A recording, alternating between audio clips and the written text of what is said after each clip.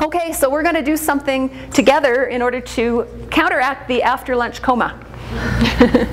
So what we're going to do now is something that I learned from a woman named Vicki Reynolds out of Vancouver. Vicki is a good friend of ours. She's a therapist, and she works in the downtown east side in Vancouver, which, if you've never been to Vancouver, you might not know, is considered one of the most problematic areas in North America.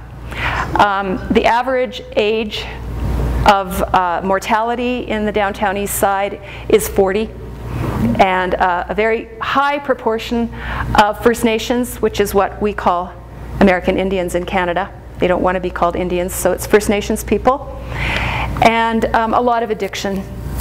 A lot of also very wonderful stuff in pockets going on. Norm and I have become increasingly involved over the past couple of years with organizations that work there, and we're beginning a project actually to work with people who have disabilities in the downtown east side. And the stories of resilience are amazing. With all of that notwithstanding, it's an amazing place, and Vicki is an amazing person. And she works with housing organizations for people who are street people or shelter people. And she does a lot of therapy and a lot of really good stuff. So Vicki calls this the competency interview. And what we're going to do here is we're going to break up into twos. Okay? So why don't you just find somebody to pair up with? Here is the task. The intention of this exercise is to provide a structured conversation that brings forward an experience of competency with conflict that we can later use to resist the ideas and practices of experiencing ourselves as powerless. We don't do this very often. We don't remember our own competence. A guy from Simon Fraser University up where we come from talks about remembering your competence like this. He says it's a bit like a tennis swing. You know, when you're going to hit a ball, you move back into your previous experience, if you like, and from there you find the strength to move the racket forward, right? You find it in what you have already done.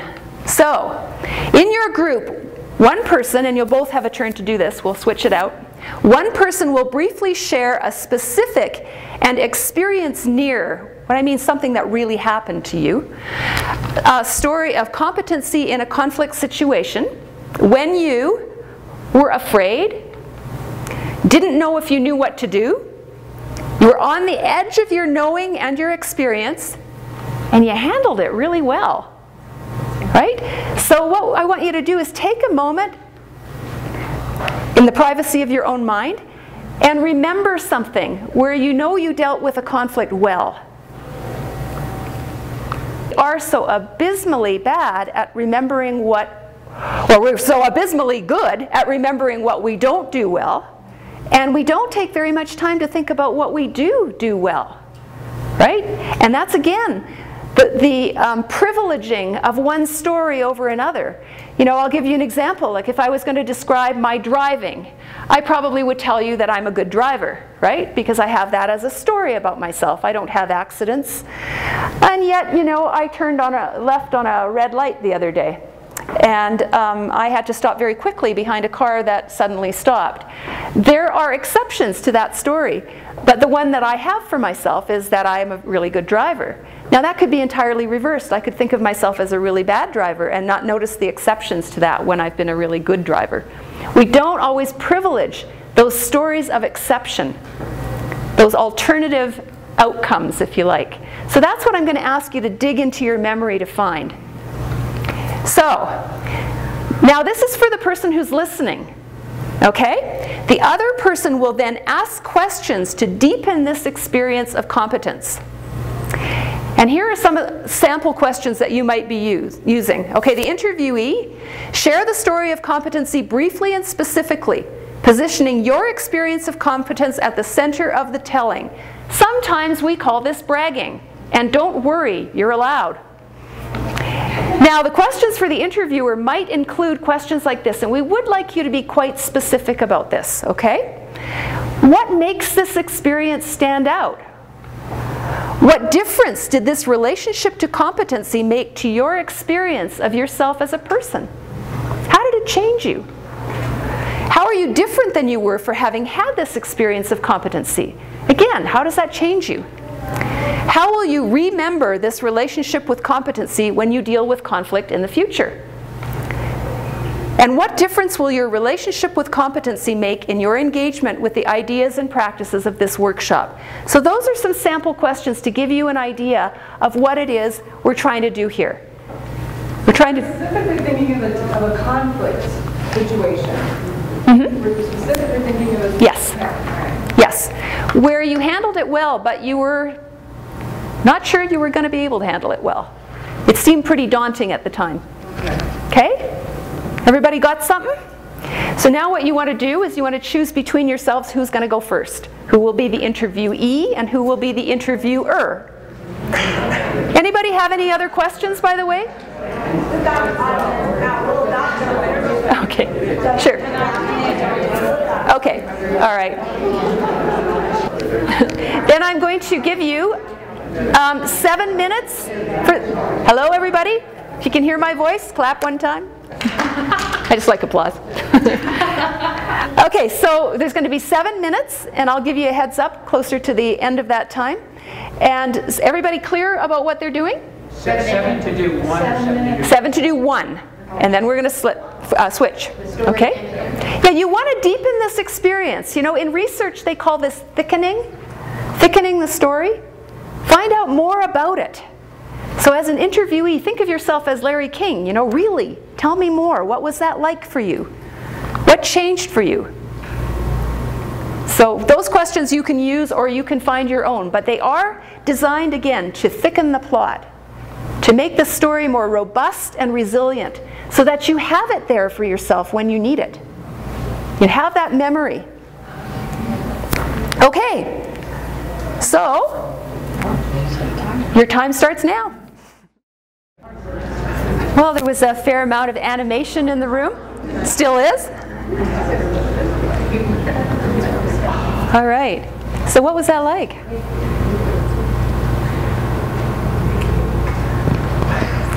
Don't all speak at once. Memory lane. Memory lane? Say more. Well, we both ended up going way back to conflicts that we'd had, family relationships, kids and spouses and stuff, and just how pleased I am about the ornery grandkids I have.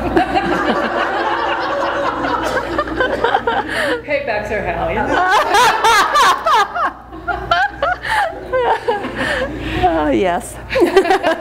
Yeah. I found it hard to do the listening and not have that back and forth listening strategy that you mentioned before. So Which one? I can't remember which one it was. Oh. Well, the sharing of information back and forth. So it was easy to just listen and wait and then ask some of those questions.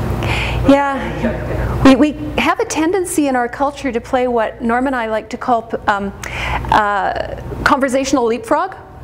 You know, it's kind of like I say to you, I have a new watch, and you say to me, I have a new watch too. You know, we do this a lot with self-advocacy groups because a lot of self-advocates are very good at telling their stories now. They've had a lot of coaching on that, but not so awfully good at listening to them. So we call it my news, your news. But you're right, it is a discipline, isn't it? To just listen and to think about what kinds of questions. Questions are very political, if you think about it. They really are. They're not neutral. The kinds of questions that we ask will influence what we elicit.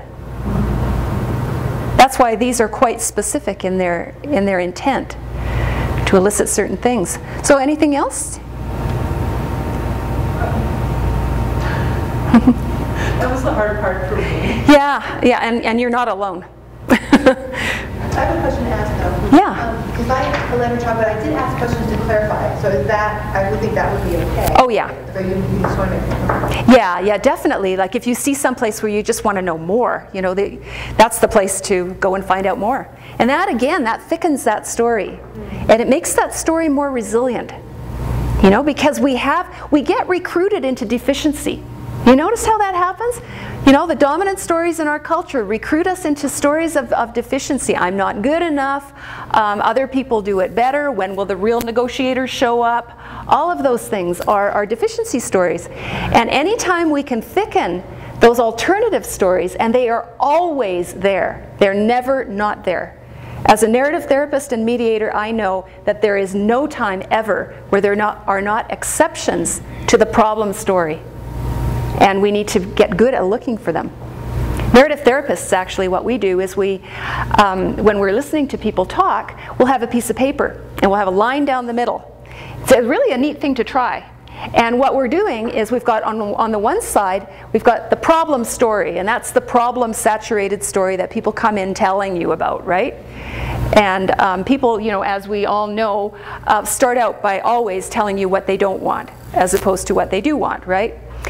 But there are always little snippets, and if you're really paying attention, you'll be listening for those little snippets of something that just contradicts that a little bit. Some place where you see some resilience, and then the real, and you write that down, right? And you keep it in your mind so that if there's an opportunity, you can begin to build and enrich on that story as opposed to the strictly problem-oriented story. Now, the only caution and caveat with that is cheerleading.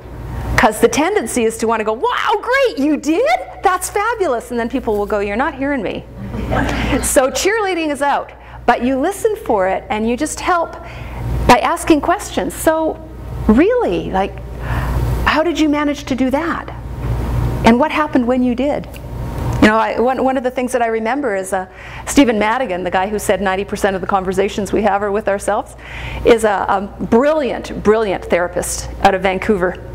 He's internationally known, and I watched a video of him recently that he carries around with him, and he's interviewing a guy in Chicago, and it's part of the American Psychological Association's, it's like a series, and he's interviewing this guy who's come to see him because he's agoraphobic. And you know, he's talking about how he hasn't come out of the house in 10 years. And meanwhile, back at the ranch, you are thinking, as the person watching this, excuse me, the Klieg lights are on the guy, he's got 3 cameras and cameramen, and he's being interviewed by Stephen. How does that fit with I can't get out of the house? So, you know, you just file that one away a little bit. And eventually, Stephen manages to bring that out. You know, so how is it that you've come to be here today? And he says, well, you know what, I've had good experiences with professionals, and I figured this was going to be okay. And as the story sort of thickens, you find all these places where there are exceptions to that problem story for him.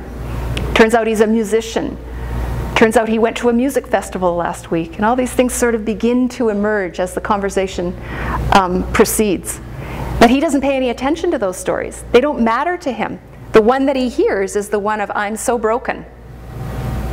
So get good at that. It's called double listening, if you want a word for it. It's double listening. And what you do is you listen not just to the problem story, but you listen to the alternative story and find those places of resilience and begin to help thicken that story.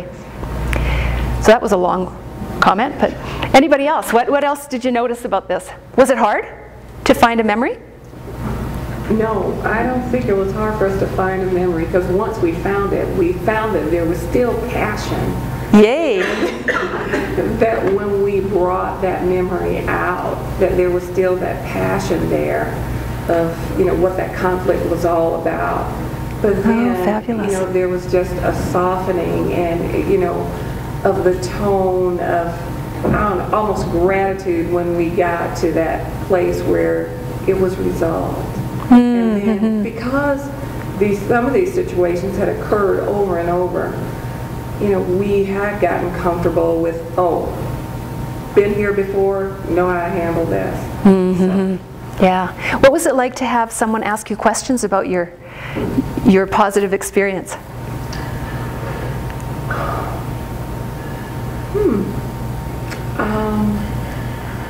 It's not a trick question. Anybody else want to add? What was it like to be asked questions about your pivotal experience? Yeah. And kind of stabilize the experience, rather than just being something that you thought about. You can now verbalize what it was that made it a good experience, a successful experience for you? Because I tend to just go over and over either a bad experience. I guess I don't go over the good experiences. So, I tend to perseverate on why did this one go wrong, what else, or just remembering it. But for the good experience, I guess I don't tend to go over it. So this, as you said, fleshes it out and makes it stand up on its own and be more real. Oh, I like that. Stand up on its own. Yeah, thank you. Yeah. I think one of the differences in the exercise and what it would look like not as a part of an exercise is I think because Elaine and I both knew the questions, that we kind of answered the questions as a part of our story. Oh, cool. Well, there's always a keener. So we didn't really have, we got to point out to each other, well, you answered that question, but I don't think we would have necessarily, at least I don't think I would have included everything in my story that I did if I hadn't known what you were going to ask me and I was just doing the narrative. So I think that's one difference there. Yeah, and that's the purpose of a very structured interview. Right. Because if you just let it be loosey-goosey, you know what's going to happen? People run right back into the problem story. Right. Bingo, you're there again.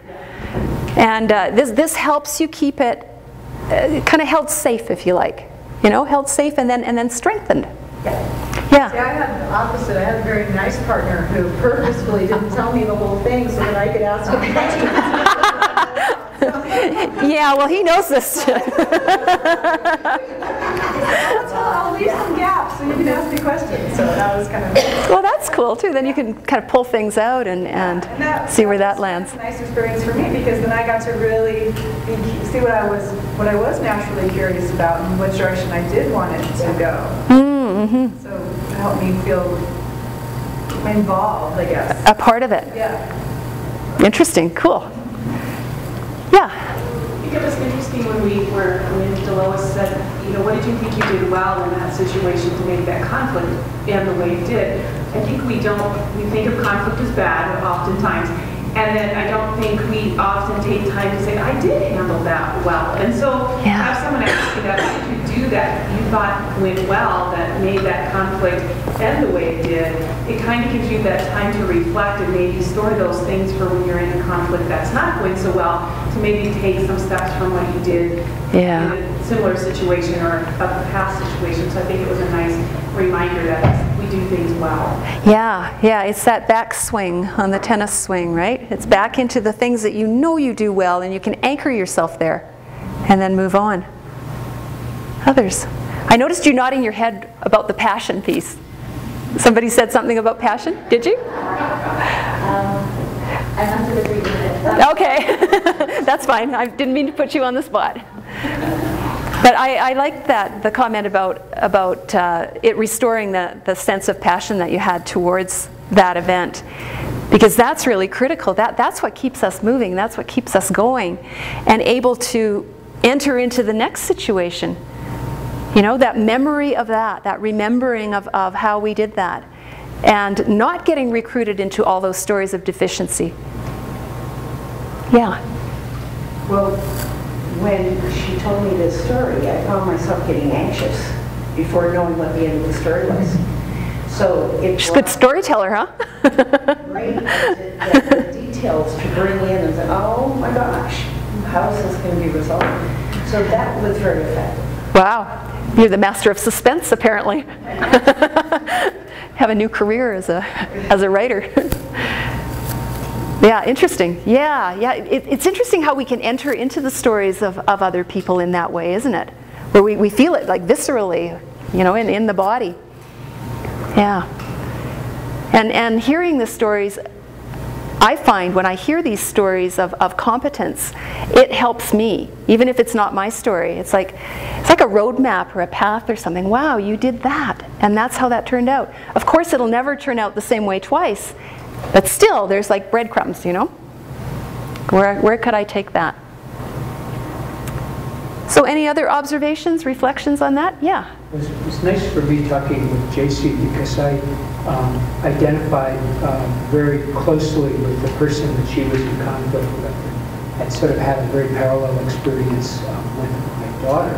And so it was for me then really quite lovely to listen to what she shared with me and to imagine that I was really having a chance to get an entirely different perspective on conflict that I experienced in my own life. And so it was a real gift and a wonderful insight, which so I'm still trying to process and figure out where that takes me in terms of my own interaction. But it was a very lovely, very lovely moment. Oh, cool. You know, we do postmortems so often on what doesn't go well, hey?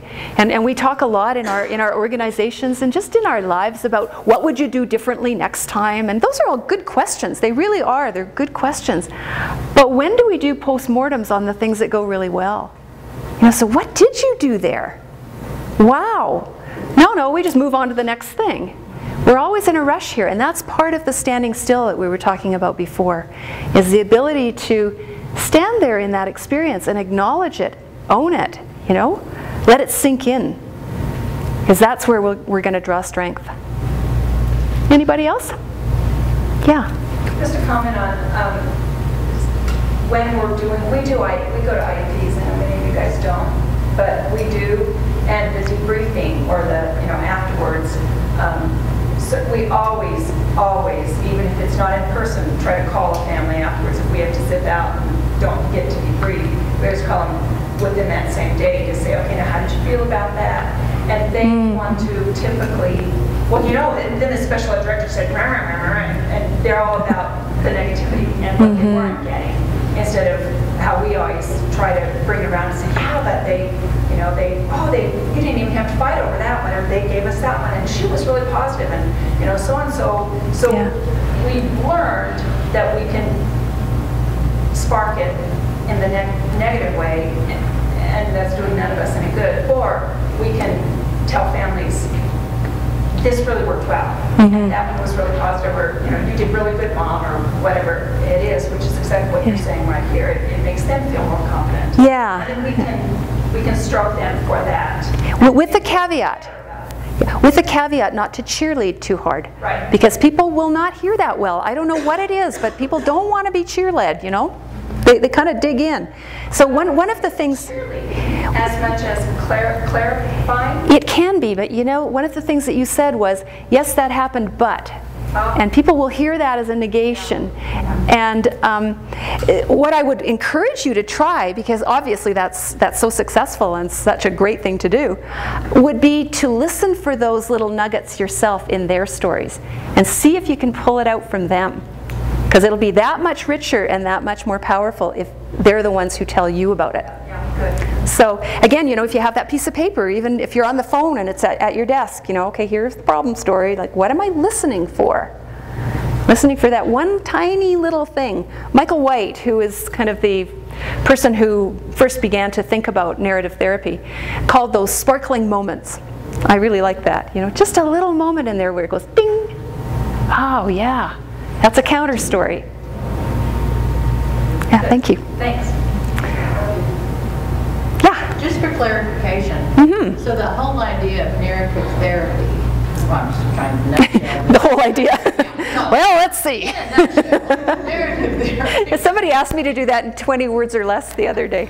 Well, it sounds like, to me, it sounds like instead of addressing the issue they come in with, as far as making suggestions about how to change or improve, you ask them to talk about positive experiences. And not exactly. No, you honor the person's perception of the problem. And you actually examine that problem from, you know, 6 ways to Sunday. You might say, well, tell me about how that's influencing your life. Is that creating a problem in your family? Are your relationships more difficult? Or you find the questions to ask, and you let them do that. Like, we don't want to, again, push people off into Pollyanna land. What we're trying to do is to look for the places of resilience.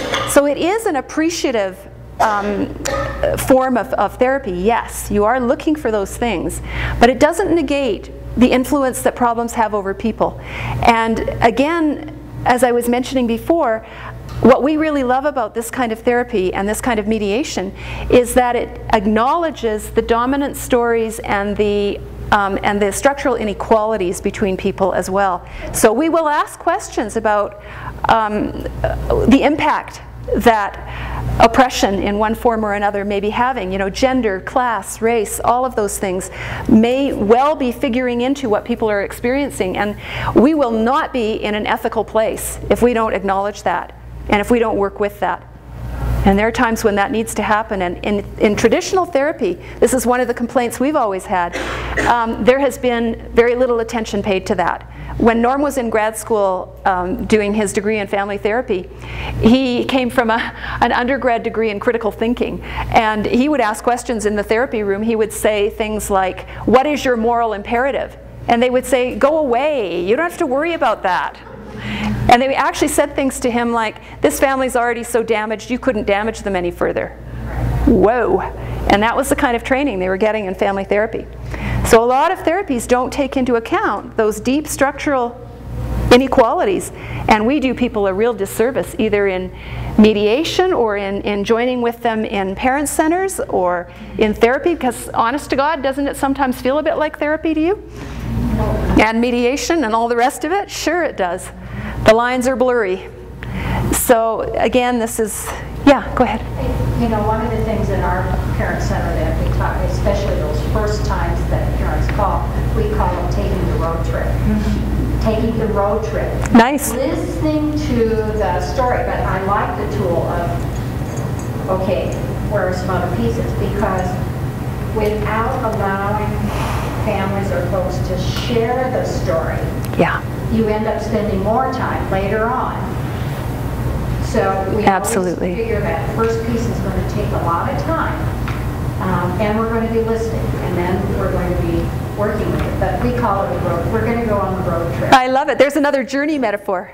Yeah, yeah, beautiful. That's a real takeaway for me. I like that. But I like the idea of the listen to the problem, but then be listening over here for signs of resiliency. Yes, and signs of resistance, where the person has resisted the totalizing description of themselves that they have been given.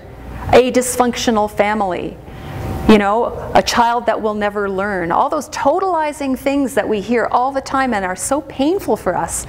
This resists that kind of totalizing language. And we can then find places to build authentically. All right, so, unless anyone has anything else? Alrighty. Oh yeah, you can take your other seats if you want. All right, is have a look at power, and just have a look at what kinds of power are out there. And I'm going to move fairly quickly over this, but I think it's important for us to understand where we get power from and where others get power from, just so that we can know it when we see it. And sometimes that gives us the ability to name it when we see it. But sometimes we need to be able to name the kind of power that we're involved with. If we don't name it to the people who we're negotiating with, at least to name it to ourselves. And sometimes to name it to a whole group. Phyllis Krytek talks about being a truth teller. And sometimes we need to call what we're seeing and find constructive ways to do that. So, all right, where am I? Oh, gee, there we go. Okay, these are some sources of power, and I know you probably can't read these from the back, so I will. Formal and informal power, and I think we all know what those are. Formal power is like legal and contractual kinds of power that people have, and informal, obviously, is personal or group affiliations. And we're going to come back to that one because that source of power is definitely available to those of us who wrestle with the more formalized power. And it's not something to be taken lightly, and we can build on it.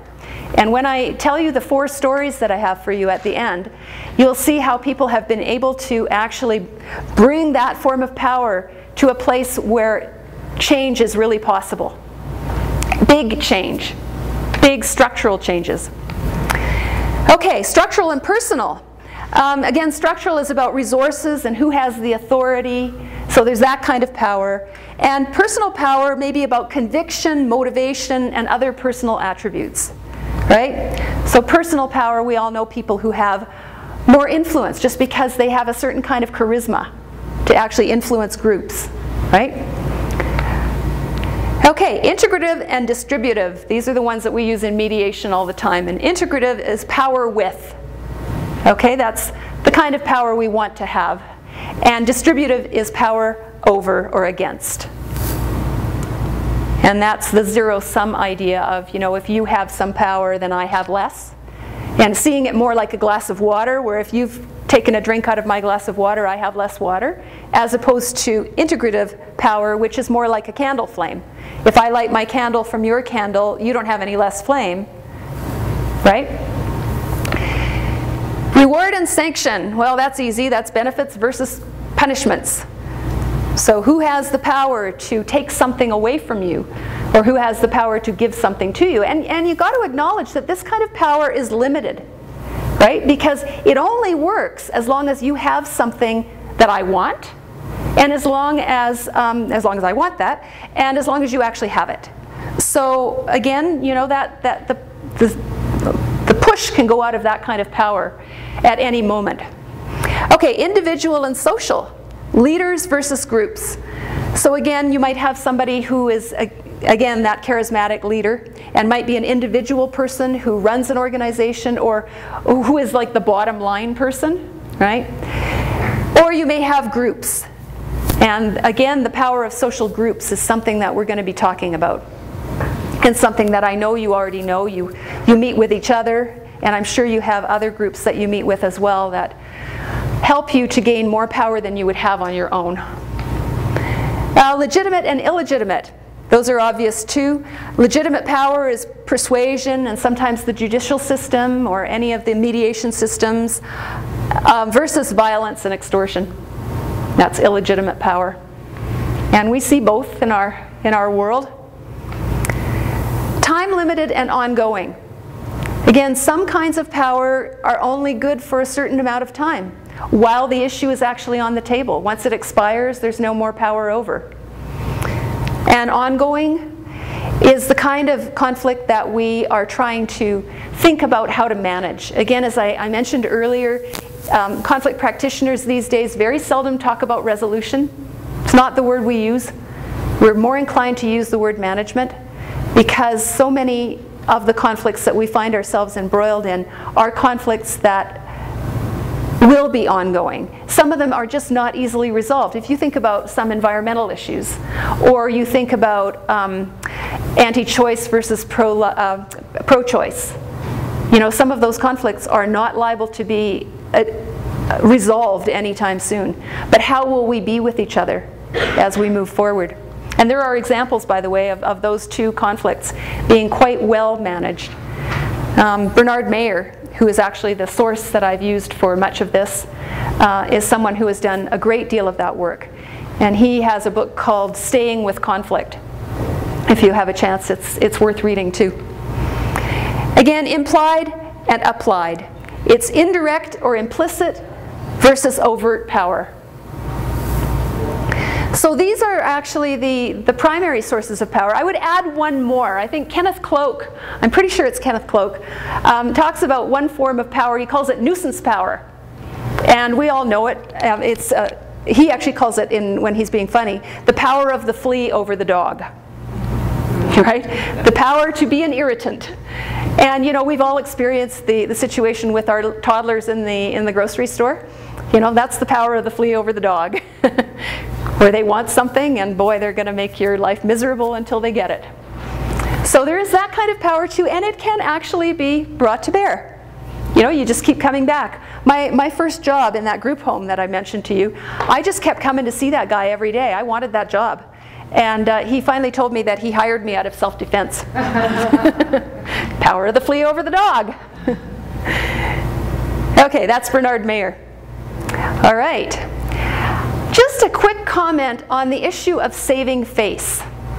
This is something in our society, at least in Western society, that we're not very comfortable with. We tend to think of allowing someone to save face in a difficult conflict as not holding them accountable. For some reason, we've conflated those ideas in our culture. A lot of other cultures don't agree with us on this, and face saving is very important. My father was born in Indonesia, and in Bahasa Indonesia, which is the language, the overarching language for that neck of the woods, there are 14 different ways to say no without ever saying no, because you don't say no. And to say no is to lose face. And to be said no to is to lose face as well. So you just don't do that. You find other ways. Oh, that's interesting. Maybe we could try that. You know, and it all means in a pig's eye. But anyhow, that's how it's done. And people deliberately do not step into another person's dignity or their self-value. You just never do it in some cultures, but we do it all the time. You know, we ask people to be accountable. We ask kids to be accountable. I always love it when I go into behavioral programs that are talking about accountability, you know. It's like, may I please rub your nose in this? Yikes. So saving face. Many power struggles aren't really about power. What they are about is trying to save face. When I interviewed negotiators, they talked about this all the time. Negotiators work very, very hard, hostage negotiators, to preserve or restore the hostage taker's face. They work very hard at that, and you would think they'd be the last people with the toughest of the tough, but no, they recognize that they must do this. And the way in which they do this is, again, by listening to people's stories and validating those stories.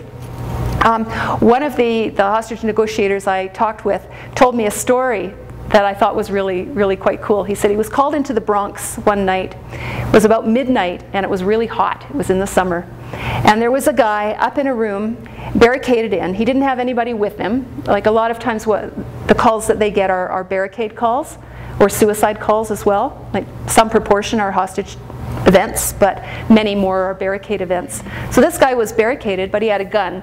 And so in a way, he did have a hostage. It was him. And he was threatening to kill himself. And so Dominic, who works for the New York City Police Department Hostage Negotiation Unit, which is where this form of hostage negotiation first started back in the 70s, Dominic said, so I went there and I was talking to the guy and I said, look, you know, let me help you come out of there. Let me help you come out of there. And the guy said, I want to come out, but I can't. And Dominic said, why not? He says, because if I come out, all of my buddies are down there and they're all watching and they're going to think I'm weak. And it was true, there was a huge crowd down in this parking lot, right? And it's hot, and this is the most exciting thing these people have seen in like months, right? So they're all there. The whole community's turned out. And so Dominic says to me, he says, you know, he just gave me the answer. So he says, look, tell you what I'll do. You let my guys come up there and open up the door, give them the gun, and then I'll come up and I'll walk you outside and we'll make it look really real, and you know, when you hit the air, you're going to come up screaming. And I'm going to walk you to the car, and that's how we'll do it. And the guy says, you'd do that for me, man? And he says, yeah, I would do that for you. So that's what they did. So they got to the door, and Dominic put the guy's arm up behind him, and the guy went, ow, and Dominic went, oh, sorry. And the guy says, no, man, you got to make this look real. So they walk out, and the guy comes up screaming, and he's just like yelling away, and the whole crowd sets up this chant. And it's like, yeah, Jose, you go, Jose, yeah, Jose. And they're doing this as he walks to the car, gets him in the car, ducks down. They drive about 2 blocks, and Dominic says, you can come up now, Jose. Jose says, oh, thanks, man. And Dominic says, well, don't thank me. I just got overtime, and I'm going to Mexico. But again, you know, the whole idea that we can help people to save face. We don't need to rub people's noses in things. It's dignity. You know, never violate someone's dignity. Once you've done that, you're lost. You're absolutely lost. There was one hostage negotiator who was really great with metaphors, said, you can't do that. If you do that, your bubbles burst and your ship's gone down. So face, again, is the communicator's claim to be seen as a certain kind of person. And if you step into that and tell them they're not that kind of person, you're never going to be able to collaborate. And if it feels to you false, or like you're you're letting them get away with something, consider revamping that story. I don't think we ever get to tramp on someone's dignity. And that's an ethical choice that we make, no matter how we feel about them. It's that whole thing about being ethical ourselves regardless of what others are doing, holding ourselves to that standard. So a little bit on, yeah, maybe, I don't know, before we do this, I think what we might do to be a little more active again is maybe in groups at your table, just individually at first, I'd like you to think about 3 ethical principles that are important to you in your work. What is your code of ethics? 3 things that are inviolable for you. Okay? So just take a moment and think about that. Maybe write it down. So what's important to you guys? What's ethically critical? Respect and openness for the people that we serve. Awesome. You had a hand up? Did you have a hand up, Ditto. Roger? Oh, ditto. Okay. Keeping our word and not violating trust. Keeping our word and not violating trust. Right on. Empowerment. Empowerment? Empowerment. Empowerment for who? For how? For the families, not for us, but to empower families. Awesome. Yeah. Compassion, both for others and ourselves. Nice. Yeah. Yeah. Helping a parent to keep a working relationship with the school or provider. When you're looking at power, sometimes you can overwhelm the situation, but you are destroying that relationship, and there you have to bring your child back there. Mm-hmm. So understanding how your role can really impact someone else's life, hey? Yeah, thank you. Very sensitive situation, isn't it? Yeah. Beth? With people, not about people. Yeah. Yeah. Thank you. Others? One of the ones that I mentioned didn't end up on my top 3, but I'll throw it out, is that I don't feel like we've been successful if no change happens with the child. I think there's a difference between a negotiation and a ceasefire. Yeah, isn't there? And there are often times everybody gets so tired it's a ceasefire, and nothing has improved in the program for the child. Yeah. I don't see that as a successful resolution. Yeah, that's where you have to be so sensitive to those structural inequalities, hey? Like, oh, we feel better because we're not in the crosshairs, but that child who has not got that power is now, yeah. So those are our values, those are the things that we hold dear, and if we're going to engage with power, I think we need to hold those very close to ourselves. And those ethics apply not just, and I know that many of you have talked about how they relate to the families that you support, but in order for ethics to be really deep-seated and really meaningful, those ethics need to extend to the people with whom we are having conflict. If they don't, then our values don't go all the way down, and there's something funny there that we need to confront in ourselves, right? Because we need to hold those values for all people in the exchange, and that's the whole thing about not violating people's dignity, etc. So it's really important, if you're going to think about engaging with power, to keep that in your mind, to hold those things close. But this is how I relate with people. And that doesn't preclude you, if it's an ethic of respect, that doesn't preclude you from speaking honestly and straightforwardly and speaking the truth about what you're seeing. But how you do it, again, becomes the critical piece. Do we do it in an adversarial way that totalizes that other person, or do we do it in a constructive way? And we can hold fast to that. We have the skills and the power to do that. We've already seen that. All right, engaging with power. Know your batna and your watna.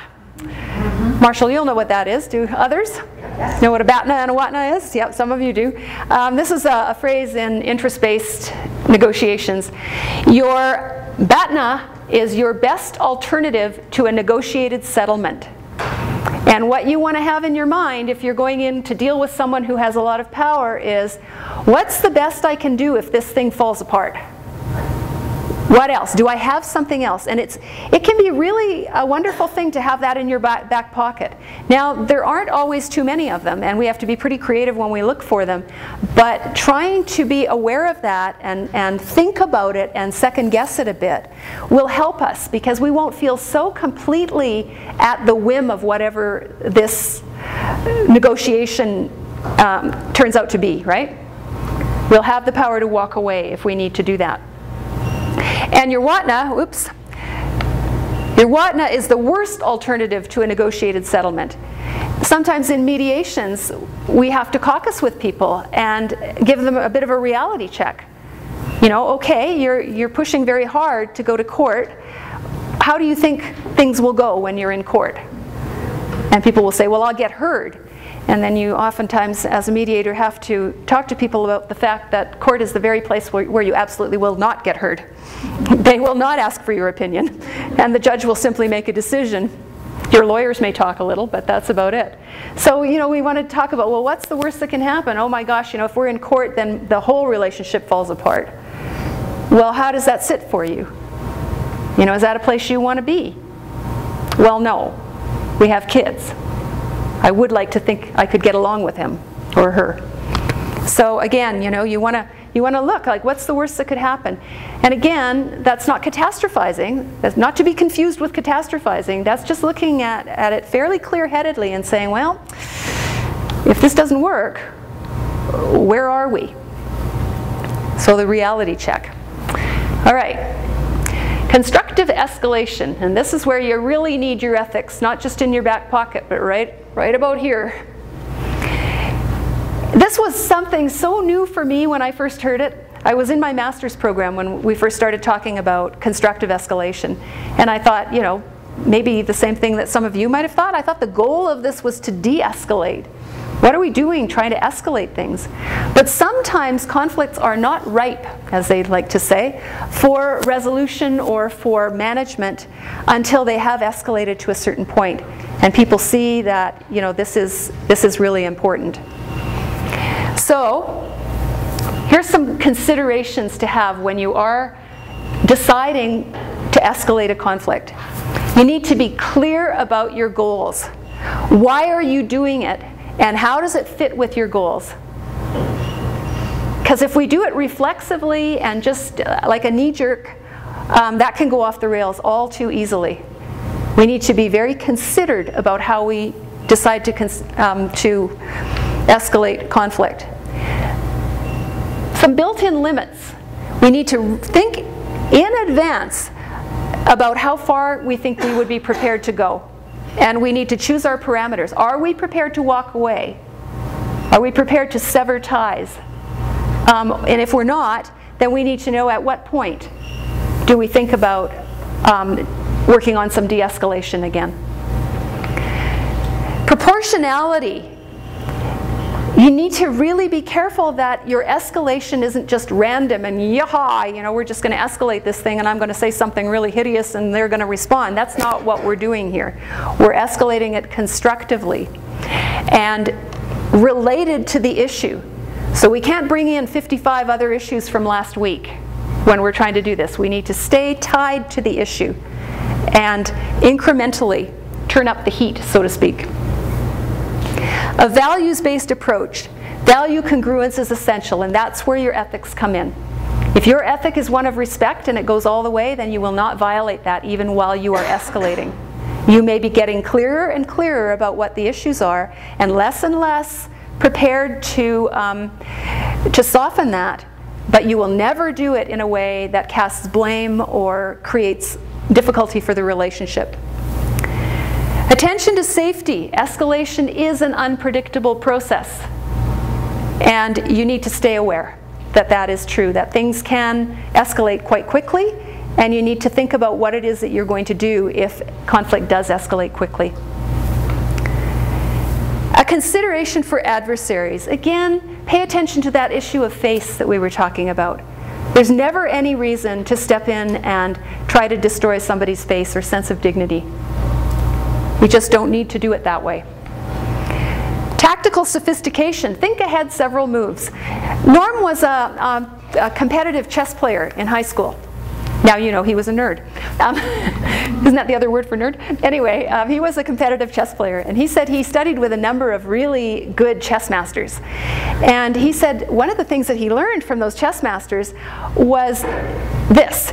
He said, you know, when you're playing chess and you see a good move, you want to make that move. And the chess master he worked with said, no, don't make that move. Look for another one, and then look for another one, and then decide which move you'll make, because chances are, and this is a very adversarial way of talking about it, which I normally don't do, but sometimes when you're in a tactical situation like this, you are being strategic, let's put it that way. Again, the first good move that you see is likely the move that that person sees as well.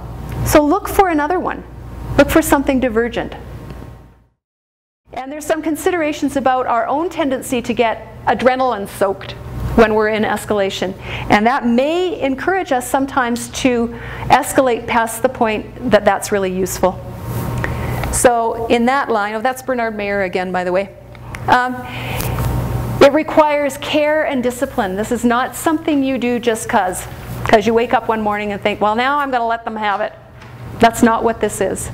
This is strategic. One of the problems is that once we engage in it, we can lose sight of its strategic and limited purpose. It has a limited purpose. We may begin to try changing people, not behavior. And that's a pitfall. We may opt for revenge, not be productive, and not look at reciprocal relationships. And that's very, very tempting when we're in the heat of something, isn't it? To just, you know, go for the jugular at that one point. And that's not what we want to be doing. We still want to be behaving collaboratively, even while we are at an elevated point. We may focus on victory, not on constructive engagement. You know, at a certain point it becomes all about winning. And then we lose sight of our ethics again. And that's why we need to hold them so closely with us. And know what your ethics are. And know what your ethics aren't. And don't do those things. Right? Okay, engaging the powerful stranger. And that is my smart-ass husband who put that up there. I didn't even see it till I got here, you know. He was messing around with my PowerPoints. By the way, some of you, are any of you going to DC for the big meeting? Oh, you'll meet my husband if you haven't already. He's speaking there. Okay. And I blitzed it off the next one. I did think it was kind of funny.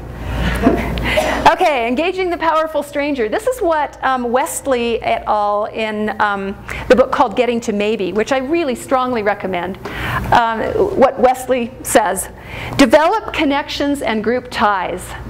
This is not an individualistic pursuit. We need each other.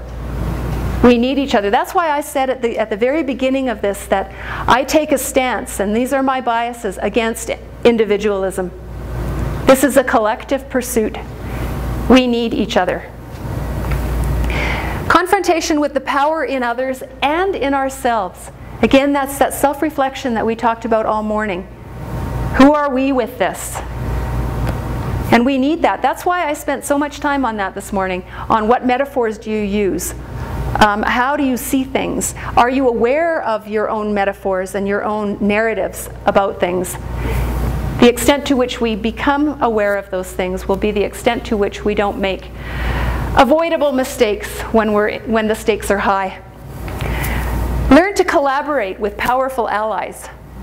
This is really important. I'm sure you already know this in your organizations. The people you can work with and cultivate to help you in making these things happen.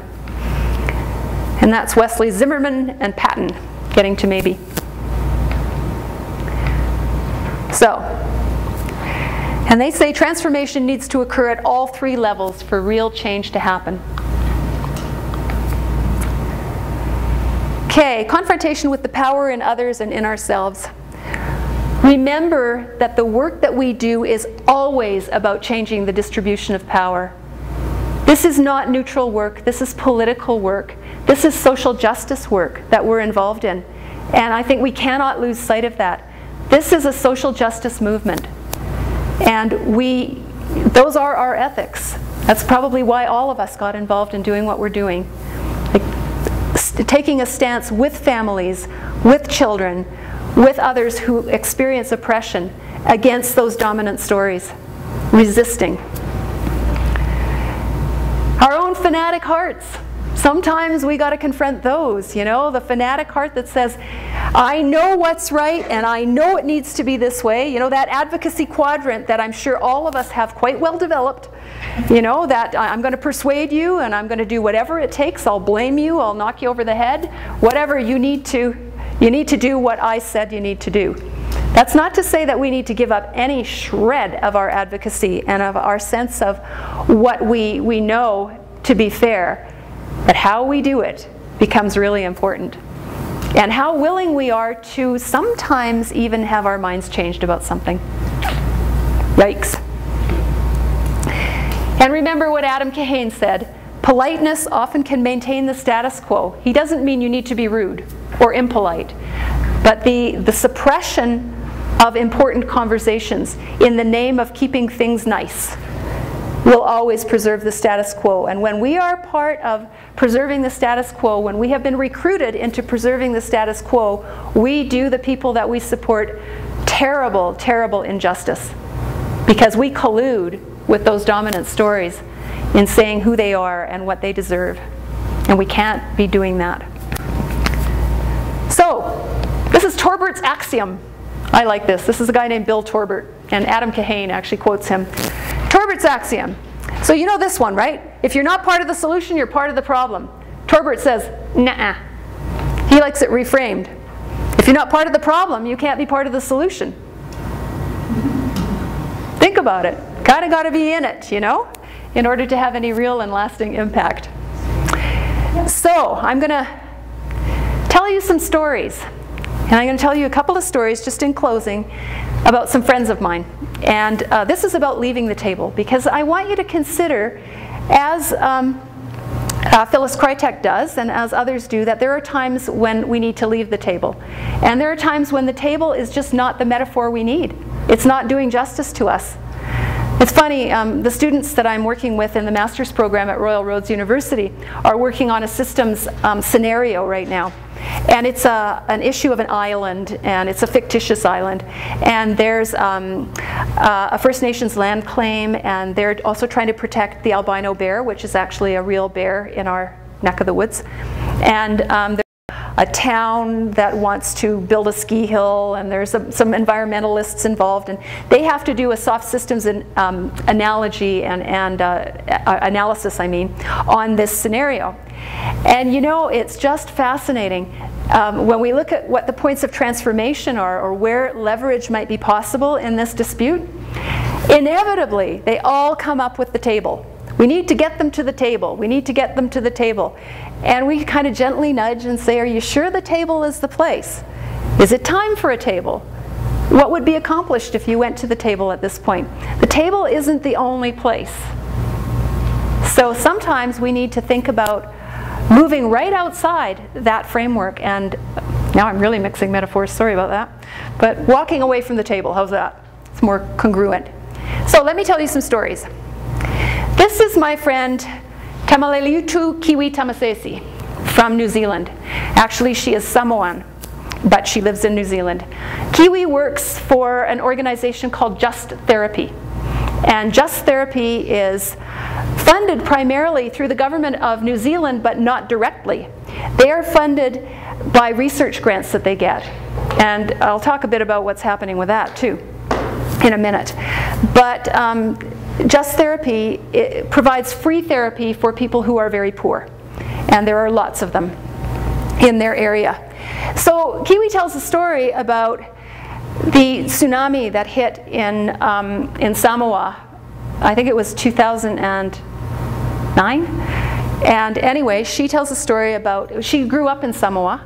And so when she heard that this tsunami had hit, and let me just give you some information about it. It was an 8.3 earthquake. There were 143 fatalities. 310 people were injured. 5 went missing. 3,200 people were left homeless. That was a total of 640 families that were left homeless in the villages that were closest to the water. And these people didn't have much to begin with. 40 villages on the east coast were affected, and 20 of those villages were destroyed. Do I have one more? No, I don't. I have to go back. Sorry. So 20 of those villages were destroyed. So Kiwi, having grown up in Samoa, said, you do what you do. When something like that happens, you pack up, you get your purse, you get on the first plane, and you go there. And you see what you can do to help. So she got on the ground, and she said it was devastating, absolutely devastating. People had run for the hills, and they were all kind of bunkered up there, and there was no getting them down from the hills, and they were still having earthquakes. And they've had a lot of earthquakes in that area, as you probably know, like Christchurch and places like that have had ongoing earthquakes, like every day some, ever since that big one. And you know, so people were really afraid, and they did not want to come down. And so Kiwi says this. She said this is what they needed to do first. They needed to find people, which they did. And they went and they found people, and she said what we wanted to do was to identify strengths in people's stories of survival. Again, that's that alternate story that we were talking about. So they were looking for those alternate stories and working with people around survival. The typical Western way of dealing with catastrophe is to debrief people. You've probably all heard of debrief processes. Well, after 9/11, the research has been really clear that debriefing is not only ineffective, it's often also damaging. It re-traumatizes people. So they did not look to debrief people. People put up defenses against talking about things because they need to. Some of these people lost entire families in this event, and they were deeply, deeply respectful of that. Find important points of social and family connectedness. So they set about trying to find the people who were connected with other people, and they began to make forays up into the hills and to talk with people. Find critical people, symbols, and places of meaning. This is a very religious community, and spirituality is very, very important to them. And they had that imbued in everything they did in their outreach.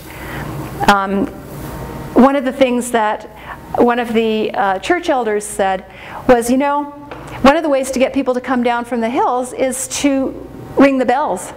Because in Samoa, there's a bell in the morning and there's a bell at sundown. And that's how people regulate their lives, around those bells. Sunrise and sundown. But the trouble was that there were no bells. The bells had all been washed out to sea. So they had to find other things that they could ring. And they did that, and that was a symbol, and that did bring people down again. All about relationships in disaster. Kiwi says, links, links, and further links. What she did at that point was she made contact with all sorts of people that she knew. And I'll just talk a little bit more about that in a minute. She said, you will depend on the relationships you are already keeping warm. And those are Kiwi's words. I love that. The relationships you are already keeping warm. She found people, she said, you know, you don't think about what you're going to need in a disaster. But you know what? You need some pretty mundane things, like you need toilets. Where are you going to get toilets? So she said, I knew people. And she said, I had been keeping those relationships warm. And people brought toilets. Doctors came. People that she knew she could then call upon. This is not something we do in isolation. You know, Peter Senge talks about the fix-it hero. I can't remember the exact word he uses. But, you know, the crisis hero, that's what he calls it. And we are all tempted in our work to become crisis heroes, right? To rush in when things are tough and try to single-handedly fix it all. Kiwi says, don't do it. Don't do it. It doesn't work, for one thing.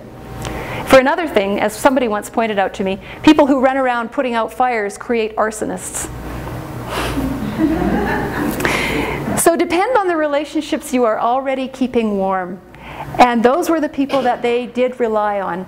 And in a myriad of ways, for food, for shelter. People came and rebuilt shelters. And that in its own self was a really daunting enterprise, because one of the things that had happened is that many people were killed because they had corrugated metal roofs on their houses. And I won't go into details, but you can imagine. Now the problem at the end was that that's all they had for roofing materials. All the plant life was gone, right? It was all gone, and they had to rebuild. And it's like 40 degrees, whatever that is in Fahrenheit, in the sun, so nobody can stay there for any length of time. They needed those shelters. But you know, they discovered all kinds of other things. They went around and they talked with people who knew things about plants, and they went up into the hills and found things about plants. And did you know this? This is my point of trivia for you. I was so amazed. Did you know that if people have lost blood, you can actually inject them with coconut water? Coconut water has the same plasma content as blood. So they did that. Yeah, it's amazing. It's amazing. It's a story of struggle and survival, and it's all as a community. None of this is done alone. And that's what Kiwi would tell you if she was here. All right, introduce you to my next person. This is Charles Waldegrave. He also works at Just Therapy. And Charles, in about 1991, began noticing, well, he'd noticed for some time because they work with people who are the poorest of the poor. And he noticed that, you know, things seemed to be getting a lot worse. And in 1991, benefits were cut. And there was no monitoring on that. Nobody was keeping track of what the impact was on families of those benefit cuts. So Charles and the researchers at Just Therapy looked at poverty statistics for Auckland, Wellington, and Christchurch among both Maori and Pakeha populations. And Pakeha is, for those of you who don't know, are white people. And they began to see, you know, who didn't get meals by the end of the month, who lost housing, et cetera, et cetera. And they kept detailed statistics on this. And they saw definite differences between Pakeha and Maori people. The Maori people were always the people who were hardest hit, although, you know, it wasn't so great for a lot of the Pakeha families either. But they kept detailed statistics on this. They gathered this comprehensive data and collated it both in detail and in depth, and then they provided an overview. And here's what Charles did. They circulated that overview to the media with the larger study to back it up. So they got the short version, which could be easily translated into a headline, which it was. And then if the newspaper was called on it, because they have to have their facts straight, they had all this data to support the headline, if you like. So it was absolutely irrefutable. And what happened was, rates were raised and political commitment to review and monitor, and things got better for some people, at least in some ways. And Charles will tell you that it's really important to keep that kind of data and to utilize that kind of power if you need to. The power to convince with your data. And to use the media as allies when it's necessary to do so. It's another way of, again, of escalating a conflict and doing it in a way that's ethical and real. Because they weren't paying any attention at all.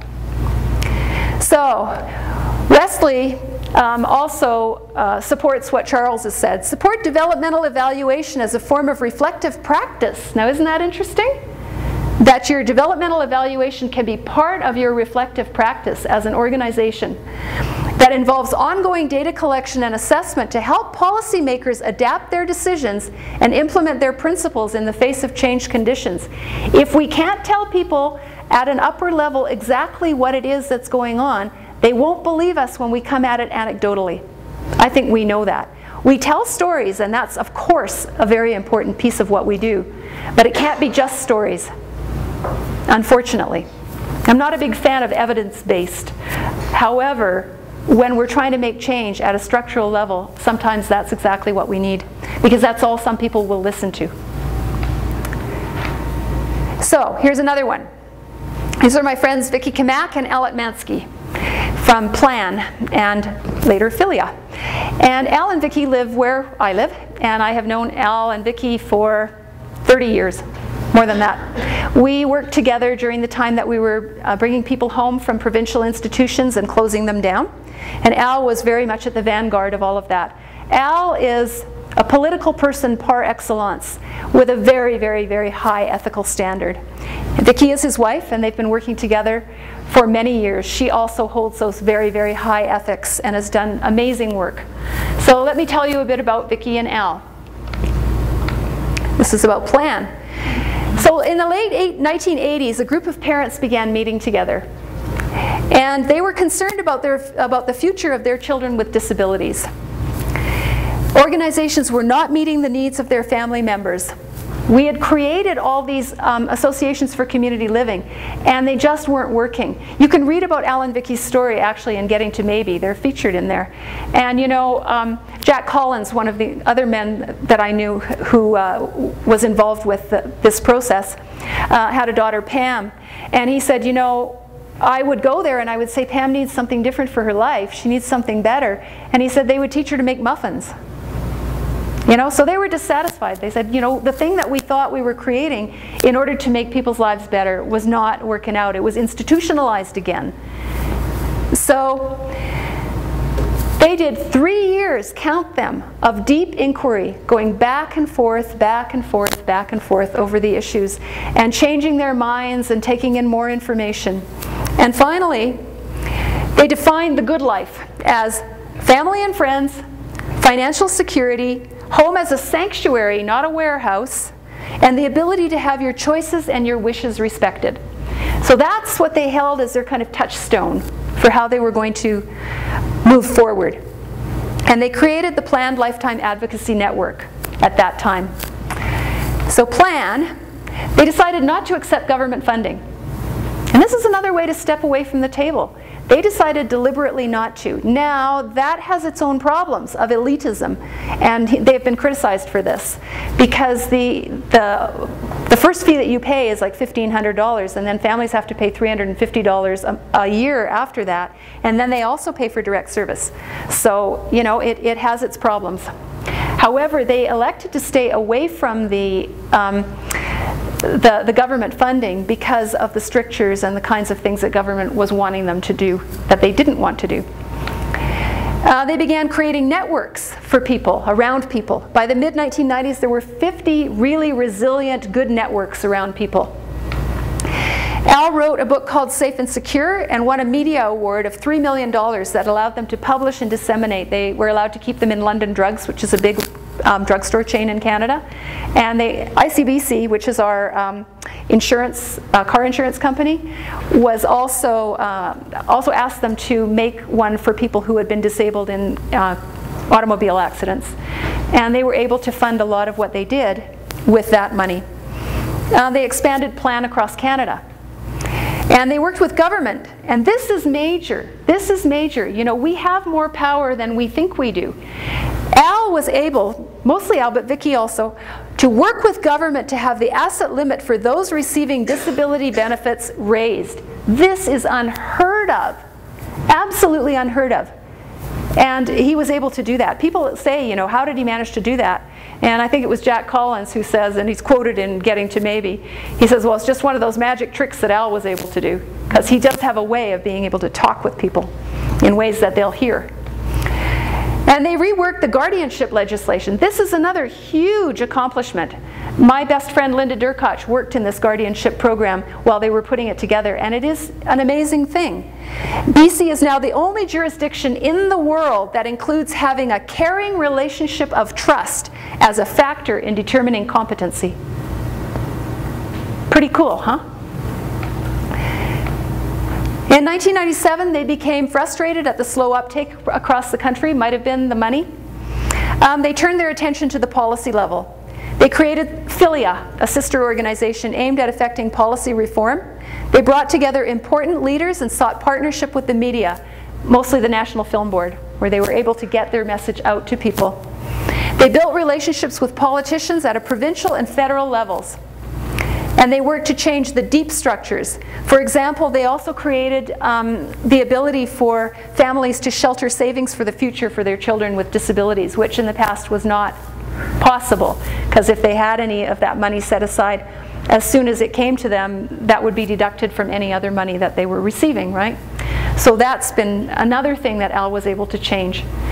So when you talk with Al, he'll say to you, and you talk with Vicki, she'll say to you, that you need to work with people, and you need to cultivate those powerful strangers, and work with them, find your allies, and show them that you have something to offer them as well, that you have your finger on the pulse, that you can tell them what's going on where you are, and you can be of value to them as well. Finally, this is David Hingsberger. Anybody know David? David is a presenter and a wonderful man. He's done a lot of work around sexuality and disability. And anyway, David tells a story of this event that happened in Toronto. There was a radio station who had one of those, rock stations that had a segment that they called Retards on the Street. Yikes. And anyway, what they would do is they would interview people, and they would put things that were really ridiculous up there, and then they would call that retard on the street. So David phoned them up and said, this is really not very respectful. We're trying to eradicate that word, and we really would appreciate it if you would change this. And at first they just laughed. David persisted. And after the second time he persisted, they said, oh, no, you're not hearing that right. It's actually retreads on the street. David said, I really don't care what it is. We'd really like you to not be saying that stuff. And then, he upped the ante and he threatened legal action. Nada. They said, it's retreads on the street. Just look. And so there wasn't any place to go with that. Until one day, a young man who is a self-advocate with a developmental disability phoned up the radio station. And he said, I hear you have a segment called Retards on the Street. He said, well, if you're not willing to change this and you go outside your building at noon today, I'll show you retards on the street. He had gotten self-advocacy organizations from all over Ontario together, and they were prepared to picket the radio station. Retards on the Street was instantly dropped. So there are other ways of doing this stuff. There are other ways of escalating conflict in order to create change. So that was People First in Toronto. So we are almost out of time here. Oh, I'm not going to do this. I have a handout that I'd like to give you. I'm not going to go through this, but I'm just going to give it to you.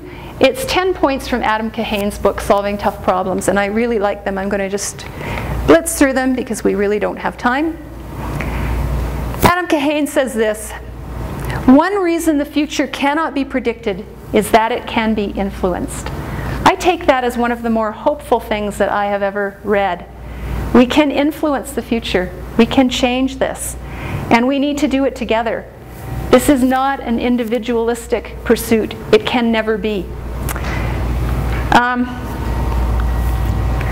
It's something that I was going to say. Yeah, I just wanted to say again about individualism, that individualism is highly isolating. And the more people are involved in problem stories, the more likely they are to become isolated. And we have to work against that kind of isolation and work with people. I do have one. Oh, not that one. I have a quote here somewhere. No, I'm not going there. Oh, I don't know where it went. Darn. I had a wonderful quote by Woody Allen, and I think I can probably paraphrase it. He says, going into the future, we have a formidable choice. We can, oh dear, how does this go? Maybe I can't remember it. Something about we can opt for misery and suffering, or we can end the world. He said, let us just hope that we choose wisely. Anyway, a little point of humor. So I just want to really thank all of you for this. I hope it has been useful. Good luck with everything that you're doing. Stay strong, stay together, hold hands. Thank you. Thank you.